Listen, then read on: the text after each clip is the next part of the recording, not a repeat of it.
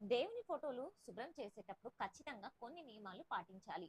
పూజ గదిలో దేవతలు సంచరిస్తూ ఉంటారు. కాబట్టి మీ ఇంట్లో దేవతలు శాశ్వతంగా ఉండాలి అంటే పూజ గదిని శుభ్రం చేసే విషయంలో ఏ మాత్రం కూడా కొన్ని నియమాలను పాటించాల్సిందే. లేదంటే పుణ్యానికి బదులుగా లేనిపోని సమస్యలు ఏర్పడతాయి. పూజ గదిని శుభ్రం చేసేటప్పుడు పాటించవలసిన నియమాలు మరియు నిష్టల గురించి ఇప్పుడు చేయకూడని పొరపాట్ల గురించి మనం ఈ వీడియోలో క్లియర్గా తెలుసుకుందాం. దేవుని చిత్రపటాలు తుడవడానికి ఒక తెల్లటి కాటన్ వస్త్రాన్ని కానీ పసుపు రంగు వస్త్రాన్ని కానీ వేరుగా పెట్టుకోవాలి. దేవుని ఫోటోలు తుడిచే ముందు కొద్దిగా గంగాజలం కానీ లేదా గంధం కానీ పసుపు కలిపిన నీటిని చిలకరించి దేవుని ఫోటోలను శుభ్రం చేయాలి. ఇలా చేస్తే పూజ గదిలో ఉన్న నెగిటివ్ ఎనర్జీ బయటికి వెళ్ళిపోతుంది, దైవశక్తి ఉట్టిపడుతుంది. అయితే మీరు వాడేసిన పాత బట్టలతో దేవుని పటాలను శుభ్రం చేయకూడదు. పాత బనియన్లు వాడేసిన లుంగి ముక్కలతో దేవుని ఫోటోలు శుభ్రం చేస్తే దరిద్రం వెంటాడుతుందట.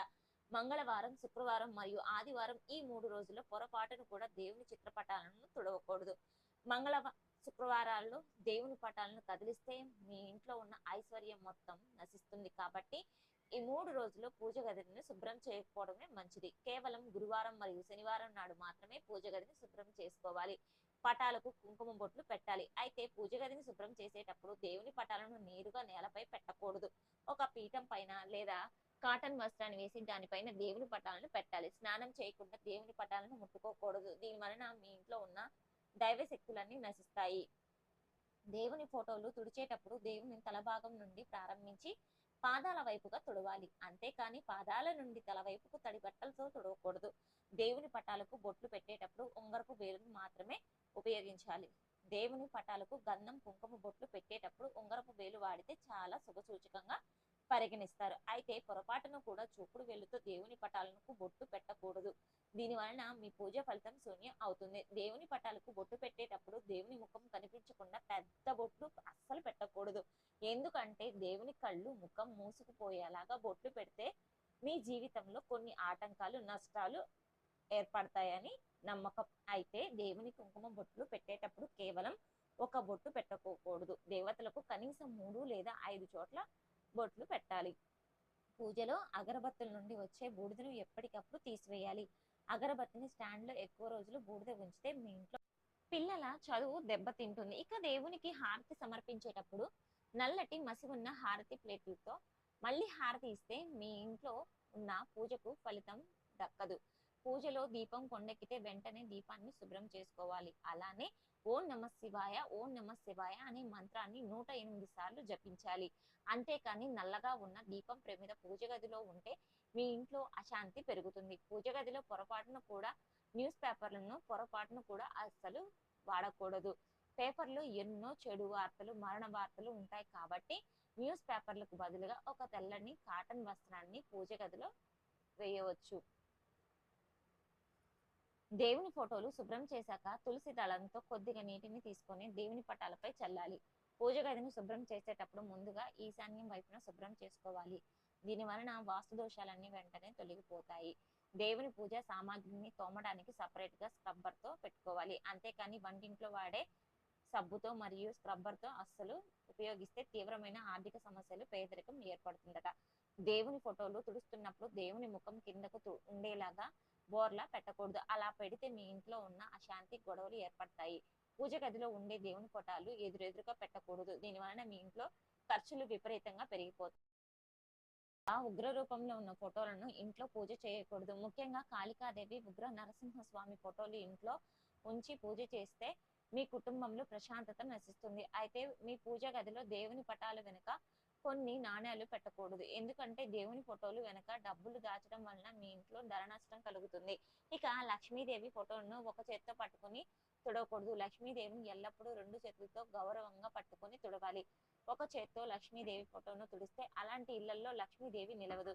ఇంట్లో దీపారాధన చేసేటప్పుడు చాలా మంది పత్తి ఒత్తులతో వాడతారు. కానీ తామర నార వత్తులతో కానీ లక్ష్మీదేవి ముందు దీపారాధన చేస్తే సంపూర్ణ లక్ష్మీ కటాక్షం వరించి పూర్వజన్మ పాపాలు మరియు అప్పులు, బాధలన్నీ వెంటనే తొలగిపోతాయి. అలాగే జిల్లేడు నార ఒత్తులతో విష్ణుమూర్తి ముందు దీపారాధన చేస్తే కోర్టు సమస్యలు, వ్యాపారంలో నష్టాలు తొలగిపోయి బాగా కలిసి వస్తుంది. అలాగే ప్రతి గురువారం నాడు అరటి నార ఒత్తులతో దీపారాధన చేస్తే సంతానం లేని వారికి సంతాన యోగి కలుగుతుంది. ఇక వివాహ ప్రయత్నాలు చేసేవారు అమ్మవారి ఫోటో ముందు కుంకుమ అద్దిన ఎర్రటి ఒత్తులతో దీపారాధన చేస్తే వివాహం కాని వారికి వివాహ యోగం వర్తిస్తుంది. మన పూజ గదిలో ఉండే దేవుని విగ్రహాలకు దైవశక్తి ఎక్కువగా ఉంటుంది కాబట్టి దేవుని విగ్రహాలు శుభ్రం చేసేటప్పుడు గట్టిగా రుద్దకూడదు. పూజ గదిలో పొరపాటును కూడా ప్లాస్టిక్ వస్తువులను, స్టీల్ వస్తువులను వాడకూడదు.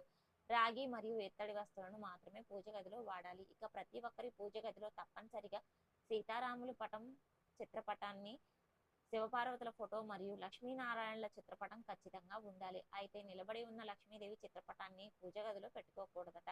కమలం పైన కూర్చొని ఉన్న లక్ష్మీదేవిని మాత్రమే పూజ గదిలోకి ఆహ్వానించాలి. ఇక ఆడవారికి నెలసరి వచ్చినప్పుడు వెంటనే మీ పూజ గదిని మూసివేయాలి, లేదంటే మీ ఇంట్లో ఉన్న దైవశక్తులన్నీ నశిస్తాయి. నెలసరి పూర్తయిన తర్వాత అంటే 5వ రోజున మీ పూజ గదిని శుభ్రం చేసుకోవాలి. దీపం కొండెక్కిన తర్వాత దీపం ప్రమిదలో మిగిలిపోయిన నల్లటి ఒత్తిని చేతితో తీయకూడదు. కాలిన ఒత్తిని పుల్లతో మాత్రమే తీయాలి. దీపంలో ఒత్తులు వేసేటప్పుడు ప్రమిద దాటి బత్తి బయటికి వస్తే అలా వస్తే మీ ఇంట్లో ధనం వృధాగా ఖర్చు అవుతుందని అర్థం. ఇక మనలో చాలా మంది ఆవు నెయ్యితో మరియు నువ్వుల నూనెను పోసి దీపారాధన చేస్తూ ఉంటాం కదా, కానీ ఇలా అస్సలు చేయకూడదట. నెయ్యి దీపం వేరే, నూనె దీపం వేరుగా పెట్టుకోవాలి. వేద పండితులు సూచిస్తున్నారు. పూజ గదిలో తూర్పు ముఖంగా దీపం వెలిగిస్తే మీ ఇంటి ఐశ్వర్యం పెరుగుతుందట. అలాగే ఉత్తరముఖంగా దీపం వెలిగిస్తే ఉద్యోగ వ్యాపారాలలో లాభాలు విపరీతంగా పెరుగుతాయి. పడమర ముఖంగా దీపం వెలిగిస్తే శత్రునాశనం కలుగుతుంది. కానీ పొరపాటును కూడా దక్షిణ ముఖంగా దీపారాధన చెయ్యకూడదు. మీ పూజ గదిలో ఫోటోల కింద పేరకపోయిన కుంకుమ ధూళిని నోటితో అస్సలు ఊదకూడదు. సువాసన లేని పూలతో దేవుణ్ణి పూజించకూడదు. దేవుని పూజలో కనీసం ఒక్క పువ్వైనా సరే ఉండాలి. పూజలో పుష్పాలు లేకుండా దీపారాధన చేయకూడదు. ఉదయం దేవుని పూజలో పెట్టిన పుష్పాలను సాయంత్రం పూట తీసివేయాలి, లేదంటే మీ ఇంట్లో ఉన్న నెగిటివ్ వైబ్రేషన్స్ అన్ని పెరిగిపోతూ ఉంటాయి. జిడ్డుగా ఉన్న పూజ సామాగ్రిని చింతపండు గుజ్జుతో శుభ్రం చేసుకోవాలి, అంతేకాని సబ్బుతో పూజతో సామాగ్రిని శుభ్రం చేయకూడదు. దేవుని పటాలు తుడిచిన బట్టను పూజ గదిలోనే పెట్టకూడదు. దీనివలన దరిద్ర దేవత ప్రవేశిస్తుంది. మీ పూజ గదిలో విరిగిన గాజు ఫోటోలు వెంటనే తీసివేయాలి, లేదంటే అనుకోని ప్రమాదాలు జరుగుతాయట. దేవుని పటాలకు కుంకుమ లేకుండా పూజిస్తే మీ పూజకు ఎలాంటి ఫలితం దక్కదు. కుంకుమకు చాలా శక్తి ఉంటుంది. అయితే కింద పడిన కుంకుమను దేవుని పటాలకు పెడితే మీ ఇంట్లో అప్పుల బాధలు విపరీతంగా పెరిగిపోతాయి. పూజ గదిలో ఎప్పుడూ కూడా వెలుతురుగా ఉండాలి. పూజ గదిని చీకటిగా ఉంటే మీ ఇంట్లో అశాంతి పెరుగుతుంది. కాబట్టి రాత్రిపూట కూడా పూజ గదిలో చీకటిగా లేకుండా ఒక చిన్న బల్బును మీ పూజ గదిలో పెట్టుకోవాలి. పూజ గదిలో ఎండిపోయిన పుష్పాలు ఉంటే వాటిని తీసేసి చెత్తబుట్టలో పడివేయకూడదు. పూజలో వాడిన పుష్పాలను సేకరించి ప్రవహించే నీటిలో వేయాలి. దేవుని పటాలను కుడి చేత్తోనే ముట్టుకోవాలి. పొరపాటును కూడా ఎడమ చేత్తో దేవుని పటాలను ముట్టుకోకూడదు. మీ ఇంట్లో ఉండే వెండి ప్రమిదలు ఉంటే ప్రతి పౌర్ణమి నాడు లక్ష్మీదేవి ముందు వెండి ప్రమిదలో దీపారాధన చేసుకోవచ్చు. విపరీతమైన ధన ఆకర్షణ పెరుగుతుంది. పూజ గది విషయంలో ఇలాంటి నియమాలను పాటిస్తే లక్ష్మీ కటాక్షం త్వరగా వర్తిస్తుంది. ఈ వీడియో నచ్చితే లైక్ చేసి సబ్స్క్రైబ్ చేసుకోవడం మాత్రం మర్చిపోకండి.